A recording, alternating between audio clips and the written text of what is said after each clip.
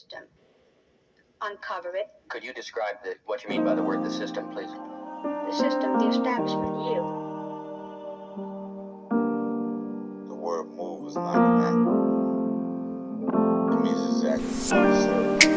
Hey, tuned in the street, internet, magazine, radio, and here, Mark Johnson. Everything is live. Excuse me.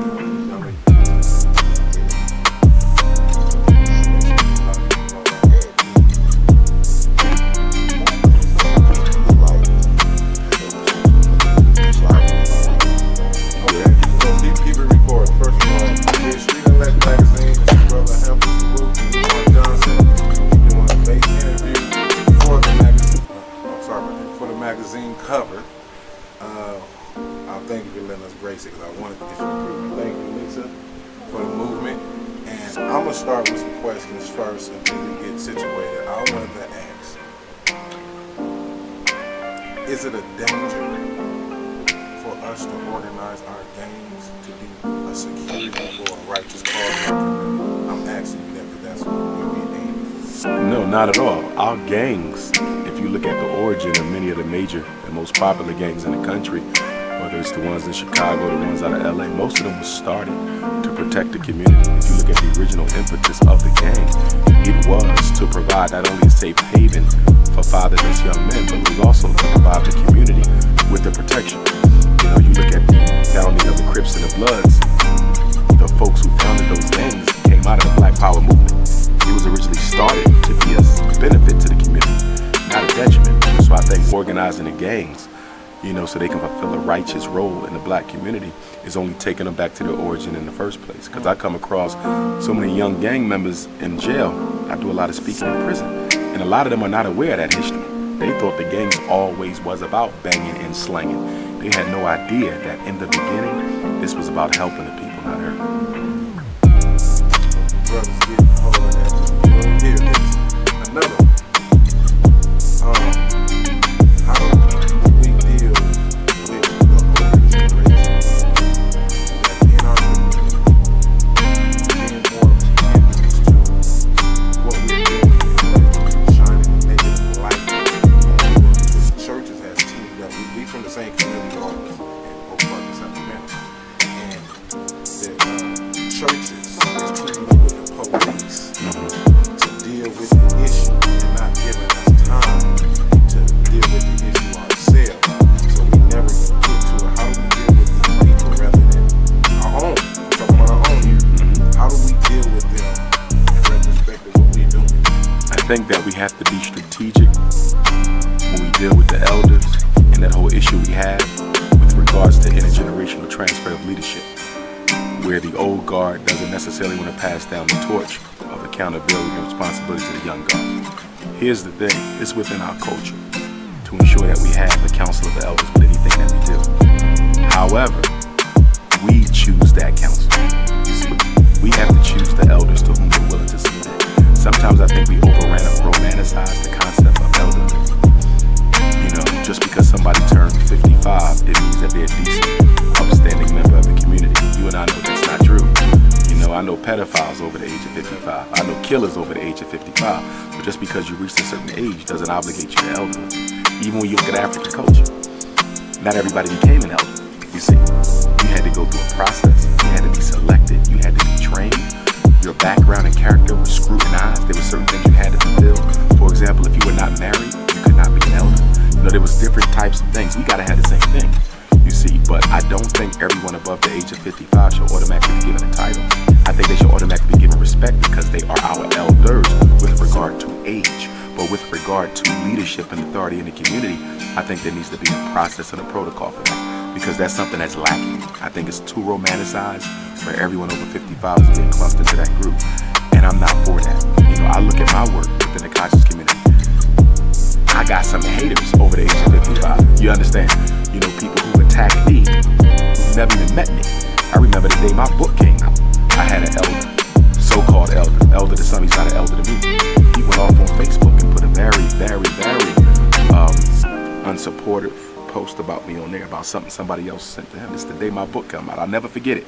March 6, 2013, when he done that. So, you know, my thing is, because we never want to allow folks who are against our revolution to paint us as disrespectful towards the elderly, I think it's important that we continue to emphasize to people in the community that we do respect the elders, but that we also respect their protocol in selecting them, and that we're going to be responsible for choosing our own elders. You got some elders who are committed to white Jesus. You got some elders who are committed to integration, you see. So we have to choose the ones we want, and that's where we come in at. We got to study them and say, okay, who we really want as our elders. And then when people say, well, they out there doing their own thing, they ain't got no elder wisdom, they go, our council right here, you can go holler at them. And it's the elders' job to check any elder haters, you understand? You know, but we got to have them. We got to have them because that's, you know, keeping with our culture. And just as us being young, you know, there's so much you can learn from someone who has already walked that road. You know, so me, I have a council of elders. It's a private one. Nobody even know who they are. It's men and women. They're all across the world, and they're my elders. And when I have issues, I'll go to them. Okay? 3 of them are part of my spiritual team. Whenever I get spiritual work done, 3 of my elders are that spiritual team. So people would know that about me, but I always and regularly consult the elders. But don't just come telling me you're my elder because you're older than me. You know, so, you know, that's something that got to be dealt with. Now, in selecting people who are older than us and elders to participate in the struggle, I think we need a process and a procedure and a protocol for that as well. Because I've seen in certain organizations where the eldership occasionally has gotten out of hand and tried to dictate the direction of the organization. I've seen this in groups, you know, where we have elders and they're there for counsel. So you got to be very clear on what the responsibilities of the eldership is. Because if you do not make it clear what their role is, then I could understand why they would think they have a right to tell you how to run the organization. But they let them know you are a consulting group. You understand? You're the elders, we come in for wisdom. But at the end of the day, we're going to make the decision we think is best. Okay? You can only learn by making mistakes. You understand? So we got to make them too. And the elders got to understand we got to make them too. And so you got to make sure that whoever you select to be elders of the movement, they're not people with big egos. That they're not folks who have a need to control things. They got to be very delicate. Because here's the thing. If you bring in the wrong elder to your group and you feel like you have to remove that person, oh my goodness. The bad press that you're going to get, the assassination on the image of the organization, the negative propaganda that the elder him or herself will put out against you, the group might not survive it. You can get rid of young folks who are out of order. But when you start talking about removing an elder from an organization, it's going to be hard to survive that type of a hit. So the thing is, be very slow to choose them. Don't feel like you got to have them all at the same time. They'll come in one by one. Let them trickle in. Slow to get in because it's hard to get out. I brought that up because, you know, yesterday you was talking about we have to have not justice. That's Tommy Robert Lord. I agree. We have elders, but we still have to properly select them. Right.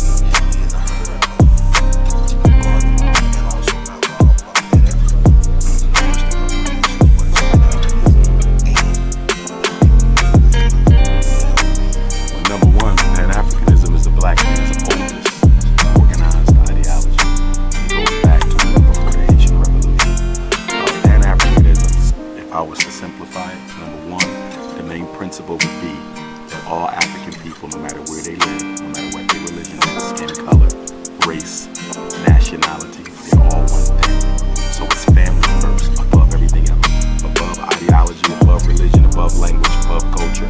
It's family first. So we see each other as one family. So whether you're from Nigeria, whether you're from Reno, Nevada, Philadelphia, Jamaica, one family. So that's principle number one. Principle number two is we identify primarily with our Africanity before we identify with anything else. So I'm an African who happens to be a Muslim. I'm not a Muslim who happens to be the African. The religion never goes before the people. Never. You understand? The fraternity never goes before the people. The Masonic Lodge never goes before the people. Your membership in the police union, the teachers union, nothing you consider sacred can ever be more sacred than your membership in the Global African family. Right? Principle number three, as Africa goes, so goes her children. That means that one of our biggest contradictions in the black struggle is that we did not look at the role of Africa in our community. That when you look at international respect, the respect that's accorded to the scattered children of any people is a direct reflection of the respect that's accorded to the national homeland of that people. In other words, look at police brutality in America. Even if you look at post 911 in America, you rarely see Arab children get killed by police. In fact, I don't remember seeing one incident of it, even after the Twin Towers. Why not? Because Arab countries get a level of respect, even though America don't like them, where they're not going to tolerate you beating up on their own. You understand? Chinese children, there's Chinese gangs all through America, and some very bad ones too. They never get beat on by cops because China not having it. So we have to look at the relationship between the black American predicament and Africa's predicament. The predicament of blacks in Europe and Africa's predicament. So we believe that our political situation is just a different face of the same reality. And in order to improve it, you have to improve it collectively. In other words, we do not believe that you can piecemeal the struggle. We do not believe that you can say, well, let's fix the black thing first, and then we'll get to Africa later. If you never get to Africa, you'll never fix the black thing. You understand? So we believe that the whole chessboard has to be worked on together. When you play chess, you just don't focus on the rook or the queen. You got to look at the whole board in order to properly play your strategy. That's Pan-Africanism. You see, as we all are, so we all will be. You understand? The whole is greater than the sum of the parts. So although you don't have to go back to Africa, you have to help improve a condition in the world, because her energy will naturally reflect positively on you. A strong Africa means a strong black America. If you have a strong Africa, we need help. We don't get access to capital in the banks here. We get access to capital in the banks in Africa. You understand? Certain things America not doing for us, we call up Africa. We need y'all to put some leverage on Obama.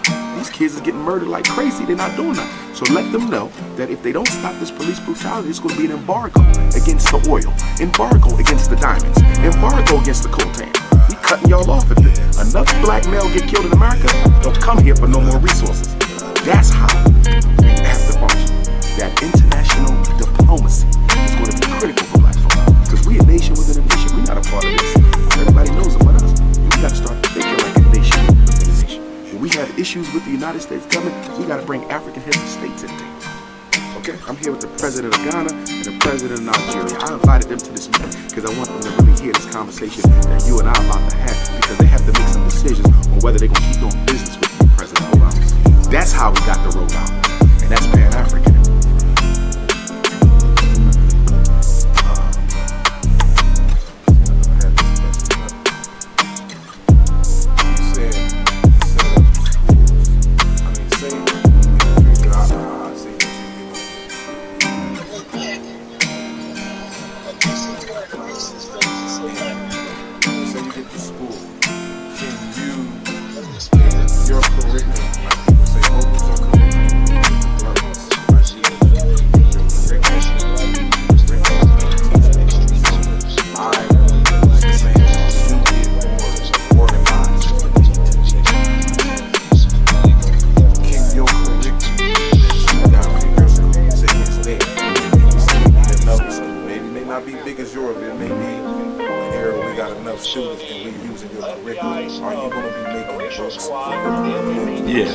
Once the curriculum gets instituted on the mother campus, we then look for the satellites everywhere else. But I I wanted to be there first because you want to make sure the blueprint is implemented appropriately and accordingly, so any satellite school can look at the mothership and say, okay, that's how it's supposed to be run. Because I've had people say, well, why don't you help us do the curriculum now before you get your school? Not at all. Because if you don't implement it the way I intend for it to be implemented, it's going to reflect negative on what I'm trying to get done.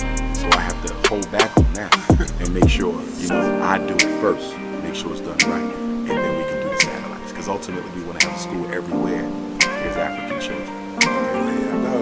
He ain't just trying to put a school in one place. Nah. He wants satellites. So that's You got a franchise. Yeah, exactly. Because a lot of people are like, well, I know you hear it. You see Yeah. tell me, oh, you want to bring the kids way over here. I'm like, well, you don't have to. That's right. Stay there with a class like this and hook it up with your YouTube. Say, Mark, this is what we got. You come down, tell them, yeah, this is whatever they have to be doing the See, I same think thing. it's also important to recognize too the benefit of getting the children out of their natural environment and taking them to an environment they've never been in. You got to recognize a lot of our children, by virtue of poverty, they never get an opportunity to experience any other environment except the one in which they live. You understand? But child growing up in Reno, they never been to the East Coast. Child from the East Coast, they never been to the Midwest. So I think to get them out of there, let them experience reality somewhere else. And see, another thing is to the mothers, and I'm very frank with the mothers. I understand that maternal connection you have to your child, but you also have to recognize that in order for your son to be a man, you got to get off your breast. We cannot make him into a man while he's on your breast. And I keep hearing this thing, I want my children around you. Okay, he's around you, man. You got to get off your breast. We cannot make him into a man while he's on your breast. And I keep hearing this thing, I want my children around you. Okay, he's around you, man. You got to get off your breast. We cannot make him into a man while he's on your breast. And I keep hearing this thing, I want my children around you. Okay, he's around you, man. You got to get off your breast. We cannot make him into a man while he's on your breast. And I keep hearing this thing, I want my children around you. Okay, he's around you, man. You got to get off your breast. We cannot make him into a man while he's on your breast. And I keep hearing this thing, I want my children around you. Okay, he's around you, man. You got to get off your breast. We cannot make him into a man while he's on your breast. And I keep hearing this thing, I want my children around you. Okay, he's around you, but you're failing him. You cannot raise him. He come home when he wants. He go to school when he wants. So you rather have him with you as a failure than with me as a success. So we have to look at how too much of that feminine energy is crippling our sons. I want to get them away from mother. Get them off that breast. In order for our boys to be men, they cannot be raised by women because they pick up traditional feminine characteristics and behaviors. You look at a lot of the black on black violence. That is not masculine energy. That is feminine energy. For me to kill you because you looked at me wrong, that is a weak, insecure personality. That's not masculine energy. That's feminine as hell because a man can discipline and control his emotions. So ironically, this thug culture is not masculine based. It's extremely feminine. So we got to get them out of that.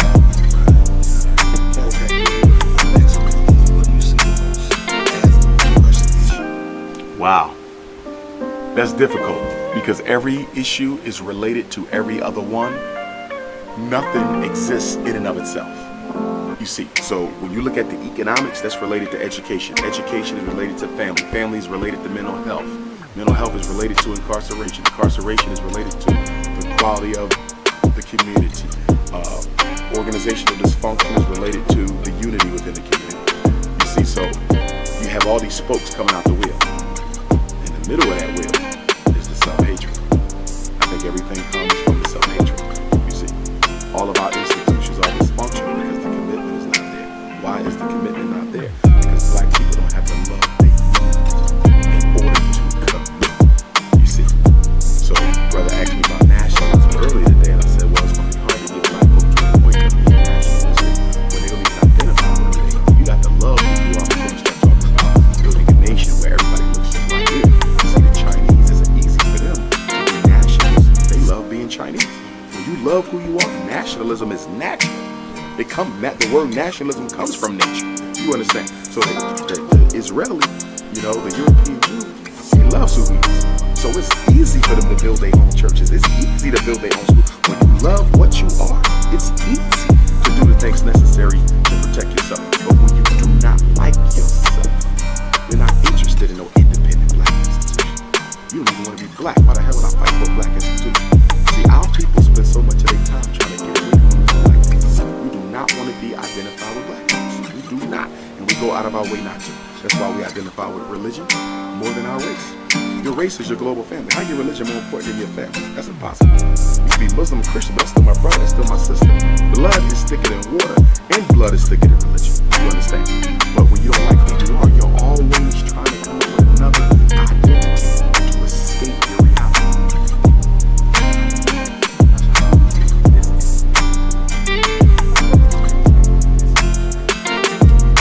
Well, you're not going to get the information to the church. You can get the information to people who go to church, but you have to do it in another medium, another atmosphere. The pastor thrives on hopelessness. If you give people in church hope beyond God, that they can affect their situation with their own two hands, that puts church out of business. Church is for hopeless people who see no other solution except to pray and sing and listen to those sermons every week. So if you teach black folk, listen, you can solve this problem. Without church, church becomes irrelevant. And the pastor knows that. His whole life is based on people not feeling they have any control over this situation. You see, everybody has a locus of control. There's internal, there's external. Internal locus of control. That's when you feel you can affect your destiny. Internal, I control. I have the cards. External, you don't feel you can control. It got to be God. It got to be the white man. It got to be Obama. It got to be the mayor. It got to be good white folks. It got to be the NAACP. It got to be something other than you. People who go to church, they have an external locus of control. What you're saying is taking their external locus, depending on something outside of themselves, you're going to give them an internal locus. You're going to say, not only do you got to go to church to pray to God, because God is in you already. You understand? You change their whole worldview from external locus to internal locus. And to the extent that you take the worldview from internal to internal from external, you cut the pastor out of the equation. He can't have it. No more money. He can't have it. He got to keep you dependent. How could you seek it in? He's not letting you in. He ain't letting you in. Ain't no Churches are hyper vigilant for any message that could potentially alter the way their flock views their importance. He don't want that. In practice make perfect. They've been doing it for thousands of years. And I would also add that the people we need don't even go to church. The corner boys don't go to church. You understand? Black men, the church is a black woman's thing. Public school is a white woman's thing. You understand? That's why boys don't go to either school or church. You understand? Because those are female-dominated institutions, even though the pastor may read it as a man. People we want don't go to church at all. They're the brothers in the corner. They're the brothers coming out of jail. The church ain't interested in them because they ain't got no money to give them. So we got to go to the people nobody paying attention to. The ex-cons and the corner boys. Build a revolution off of that.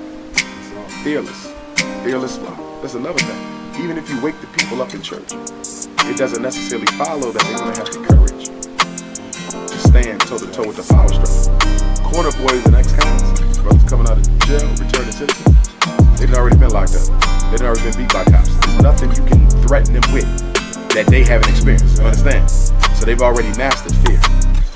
And that's what we need on our side. So the people who we're the most afraid of, they're actually the hope of the revolution. See, we look to the scholars, right?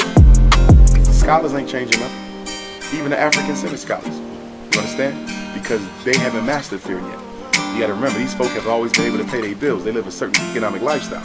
I don't care how much they talk black stuff. You understand? They're at the top of the ladder. You understand?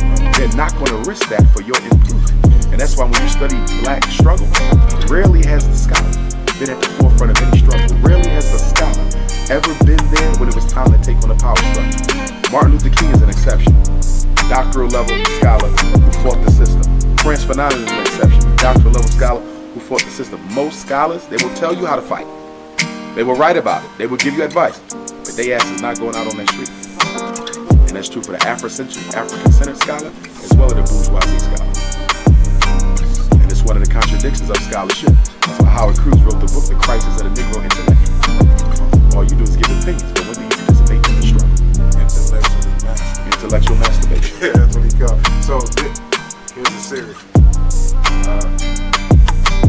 I'm just asking you a bit. I don't know how do you feel with the Black Panthers relevant? You talking about the new or the old? The new. I think they're relevant. I think they're very relevant. I mean, for me personally, I have to say thank you to the new Black Panther Party and the old Black Panther Party, because both of those groups, when I travel, I do a lot of traveling. And the Black Panther Party is more responsible for my security lot of cities. And in terms of keeping our women safe, keeping our children safe, keeping our youth safe, keeping our organizations safe, making sure our meetings, are not, in any way disturbed by agent provocateurs, I think they serve a very obvious and relevant need, in the community. The Panthers of yesterday and the Panthers of today. And when I look at the Panthers of yesterday, the original Black Panther Party, they are my heroes. Even though they were not Pan-Africanists, they were socialists and communists, but they were still my heroes because they were young and they still had the guts to take on the system. And you respect that. They were honest and they were sincere and they were not afraid to die for their principles. And when you see something like that, you have to respect it. I mean, you look at Huey and you look at Bobby and how young they were at those ages. Fred Hampton, those type, Mark Clark. I love the Black Panthers of yesterday. They did a hell of a job for us. They did a hell of a job for us. And after Malcolm, because that's when they were started.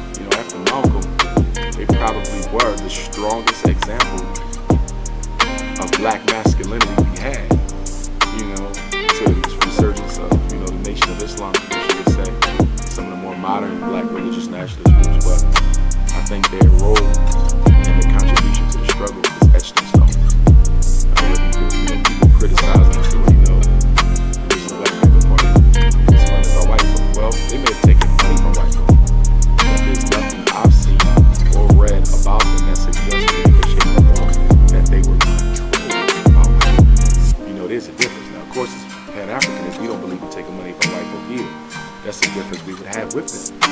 Okay, but let me not confuse them taking money to buy guns and pay for the newspaper. Don't confuse that with them being controlled by white folk. I don't think the Black Panther Party was controlled by no damn body, but themselves. I had this other question. What have you seen affect the youth in schools? What have I seen affect the youth in schools the most? It would have to be the truth, because they don't get truth in school. So whenever somebody brings them the truth, they gravitate to it. I've been a principal, several times, and it's interesting because one of the most frustrating things about being a principal is that most of the curriculum that you're giving your children isn't relevant, and a lot of it isn't even honest. My most recent principal job on the charter school was the May I resigned. And one of the things that really got under my skin that led to my resignation was I started a group of after-school programs to try to correct this information. And I personally was going to lead the Pan-African History Club. And the CEO, a Black woman, told me I could not call the club the Black History Club. But the school is 99% Black in the ghetto. What do you mean I can't call my club the Black History Club? You have to call it Black History. But we're not talking about history, we're talking about Black people's history. She said, well, we have students who are not Black. I said, first of all, you got like 2 white kids in the school. That's it. They get their history in regular history class. I said, the Puerto Rican children you got, most of them are of African ancestry anyway. I said, furthermore, I don't understand how you can be that afraid of white people. That you would deprive a 99% Black school of knowing who they are. So if you whites can be comfortable, but that's the power of white privilege. See, white privilege is not about what's in the best interest of most Black folks. White privilege is about what is in the best interest of the one white person who may be sitting amongst 5,000 Black folk. This is the power they have. We have an all-Black meeting, one white person will come in that meeting and change the whole energy because they represent the power system. See, there's no such thing as a white person who does not represent the power structure. Wherever they go, they take white supremacy with them because they're part of that body proper. You understand? And so that's why I think that teaching our children about white supremacy is going to be very, very important and very, very critical towards the proper education of Black children because we don't understand white supremacy. That's why you still got Black people talking about, good white people and this and that. You're making this personal. You're making it ain't about personal. It's group versus group. That white person may like you, but they belong to a group that is systematically oppressing yours, and they are not going to oppose their group to benefit your group because they are loyal to their group. So they can sleep with you, sex you, raise your kids, work with you, have dinner with you, cook soul food with you, go on vacation with you. But at the end of the day, when there is an intergroup conflict between Blacks and whites, they side with their blood type. business. It's not personal. And we keep on trying to make racism personal, and that's why we don't understand it. It's not personal. You can have the most personal relationship with your white coworkers, but when the business of white folk is at stake, that goes to the side. Exactly. We're not giving that up. Yeah, you've never had a white person in history take on their whole group and separate themselves from their group for the sake of black folk. Now people will look at the white folks who participated in civil rights movement, they got beat up, they went to jail, da.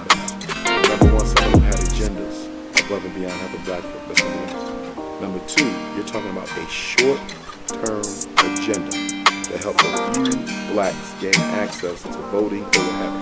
That is totally different from you revolutionizing the power relationship that exists between black folk and white folk. White people helping your kids get into school, white people helping you get the vote, does not change the power dynamic between white folk and black folk. You have the vote now, but white folks are still in charge. You live in the suburbs now, white folks are still in charge. You got a job now, white folks are still in charge. They reduce your sentence in jail, but white folks are still in charge. No white person has ever fought white privilege ever, and they never will. Because they benefit from it. Who wants to give up their privilege? That's not even within human nature. If you have a comfortable life, it takes one heck of a man to give up a comfortable life for an uncomfortable one just to identify with the oppressed. That's rare. And when that happens, it's normally within the race. You definitely gonna get somebody from another race who gives up their privilege to be with your race. Hell no. So would you say like abolitionists and white folks that have historically tried to claim they've done something, would you say that they had agendas also? Oh, without question. Let's take William Lloyd Garrison. Good white person number one, who started the American Anti-Slavery Society, who worked with my ancestor Frederick Douglass. What did he tell Frederick Douglass when the slavery was over? Frederick Douglass went to William Lloyd Garrison because William Lloyd Garrison saying we're going to dismantle the American Anti-Slavery Society. Frederick Douglass said you can't do that. William Lloyd Garrison said, wow, y'all free. That's what I fought for. Fred said, but we ain't got no jobs. We ain't got no education. We ain't got no opportunity. We ain't got no equal rights. As far as I'm concerned, we still slaves until we have been guaranteed equal opportunity in this society. William Lloyd Garrison said, I didn't fight against slavery to make you equal. Only fought against slavery to make you free. John Brown, white man John Brown, black folk love to worship. 1859, slave revolt, Harper's Ferry, Virginia. Him and his white sons got killed trying to invade the army arsenal in Harper's Ferry to get the weapons and lead a much larger slave revolt, right? Well, he thought black folk was inferior to white folk too. He was totally against interracial dating because he did not want the white gene pool infected with black blood. You see? So I don't care what white hero you give me, I'm going to show you that white supremacy.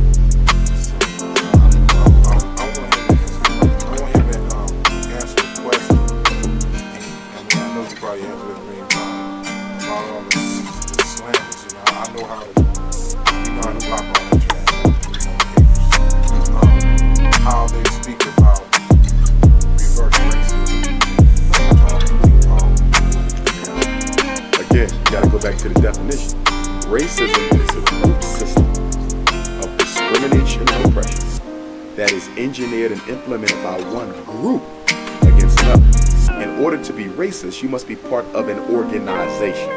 Black people are not organized. We're not even organized ourselves.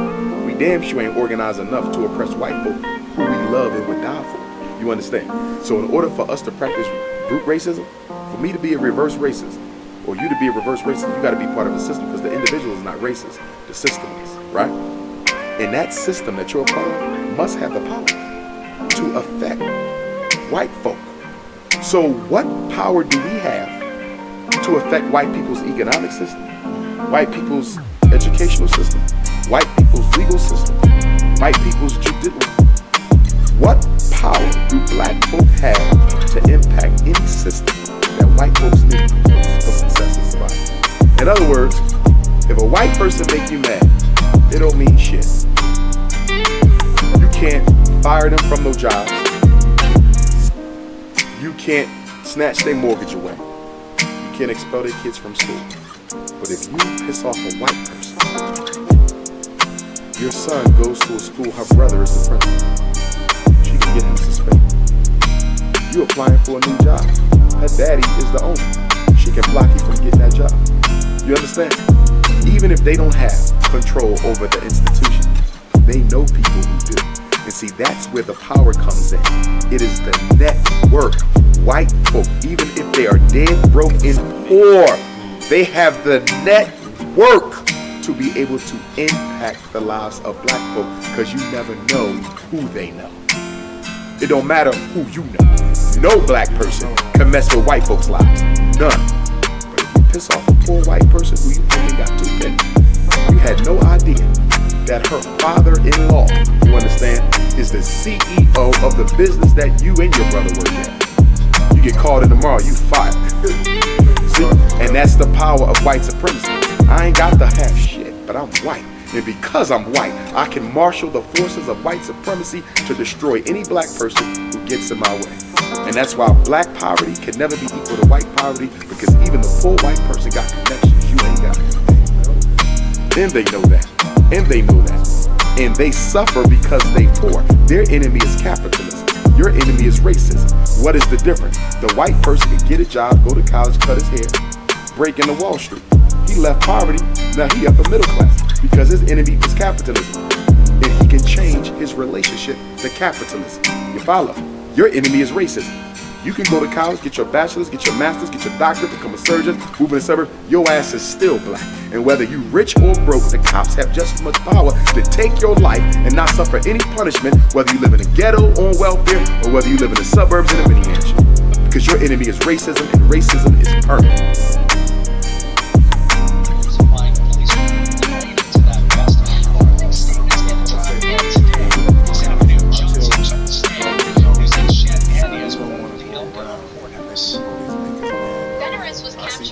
It sparked out.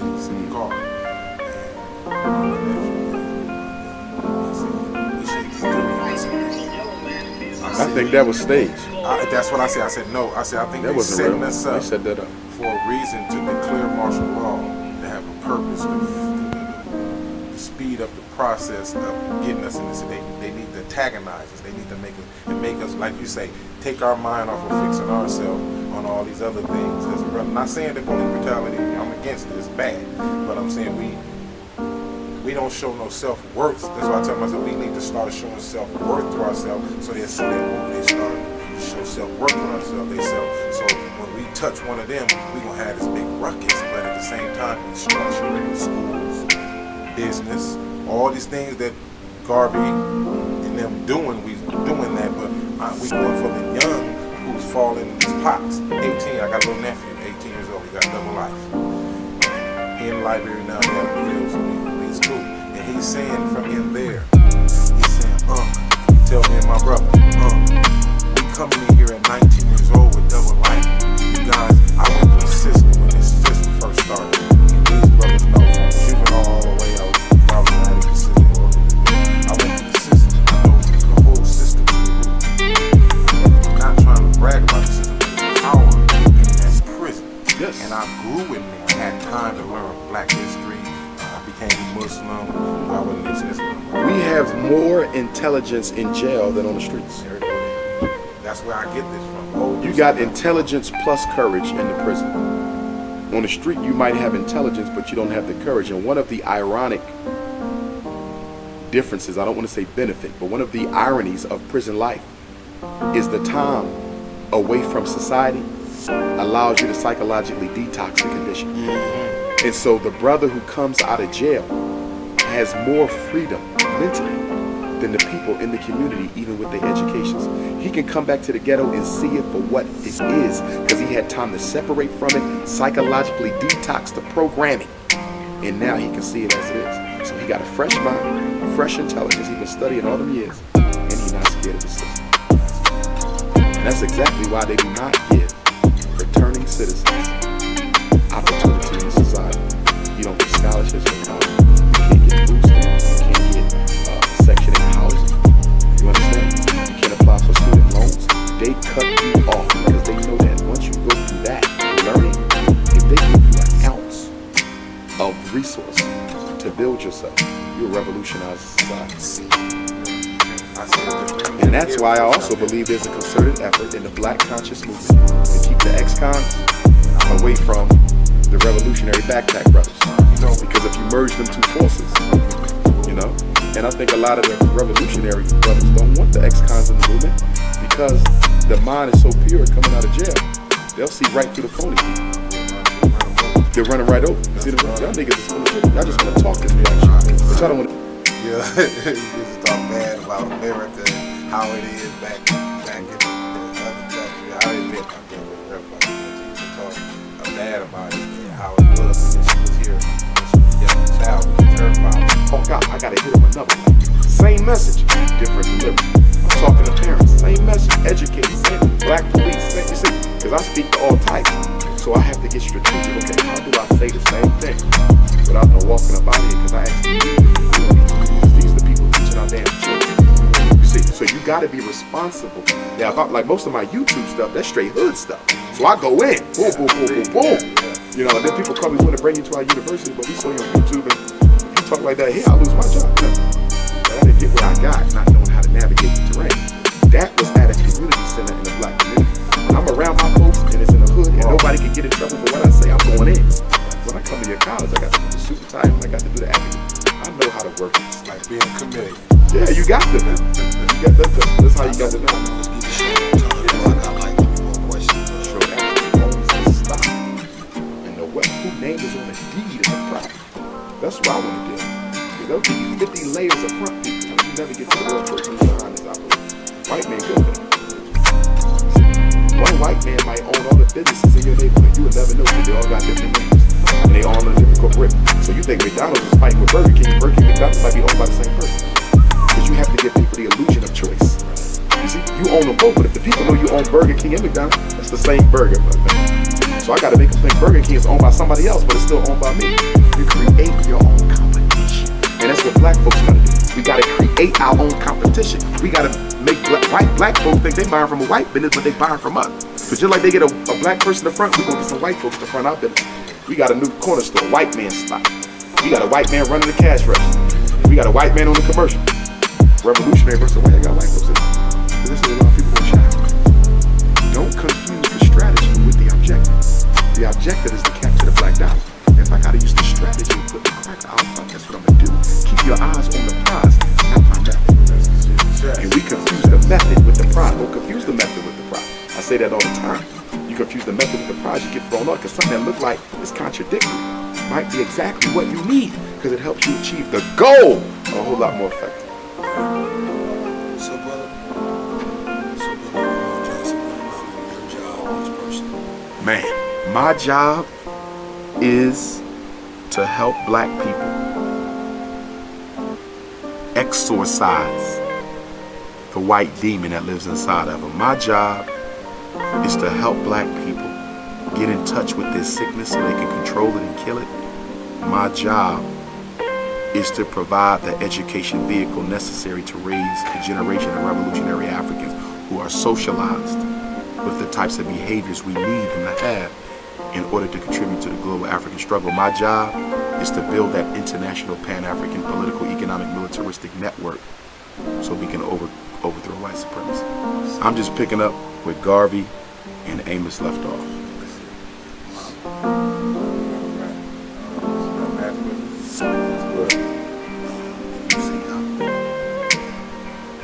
Intellectual masturbation. What do you see not working? Intellectual masturbation is a problem.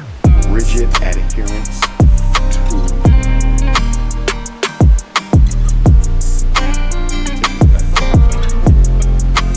blind adherence to rigid ideological canon.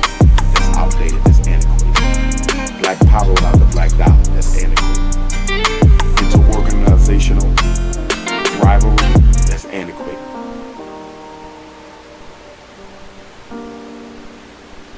Also, we have to do something about the poor intergenerational transfer of leadership from elders to youth. That's also a big problem of ours. We got to crush that. We're going to have some panels where we bring youth and elders together and really discuss it, and implement something, to deal with that because we do so much put in struggle. Today, while I was here,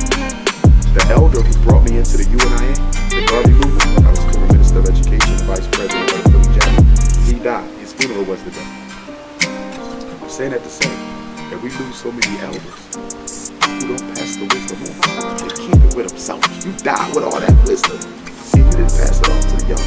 So we got to do something about that. We got to do something about that. The white man, they don't use a step. Before he died, he gave his son everything. He picked that right with daddy law. But when our elders died, we got to go and reinvent the wheel, because you ain't tell us shit. They want to die with the secrets. Even in death, they're afraid of you outperforming you. And that's all the ego, because this ain't no damn competition. We on the same team. You're supposed to want me to do better than you. And here's the irony of the ego. If you got an ego, you cannot be a leader. You can't. Because you are serving yourself versus the people. If you come along and you're a better school psychologist than me, the revolution dictates that I put you out front because you're better. But if I'm serving myself, my ego, and I always want to be in charge, I will get you kicked out the group. I will kill you. I will sabotage. You see, progress requires that the next generation be better than the present. And the person coming in back of me is supposed to be 50 times better than me. And when I see him, I should embrace him. But if I'm ego-based, if I see him, I'm going to fear him. You understand that? I'm going to fear him, and I'm going to hate him, and I'm going to be jealous of him, and I'm going to tear him down. And that's why we got it. That's another thing. We have to start training our leaders. Stop praying for them. Make your leaders. Stop waiting for them. We're the only people who pray for leaders. The Jews, Leadership Academy. Arabs, we're going to train you how to do this. Look at the white man, West Point Military Academy. He ain't praying for no damn leader. I'm going to make him. We got to make them. Get these young boy brothers and sisters and train them how to be a leader, how to organize black folk, how to keep your character tight, how to choose your king and your queen. You see?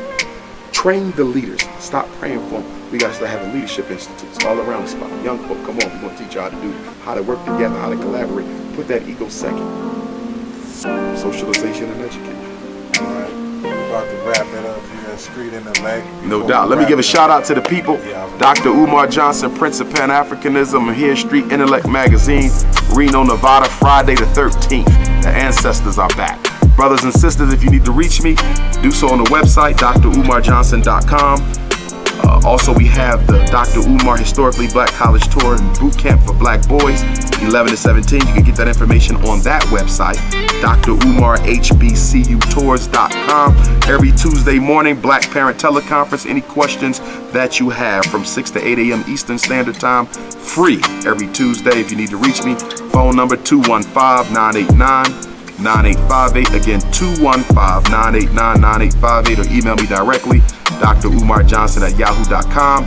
We're looking for submissions to the Unapologetically African full color magazine coming out this summer. Deadlines are April 1st. Send your 1,000-word article and a picture of yourself to Umar the Psychologist at yahoo.com. The article could be on any topic whatsoever relevant to African people globally.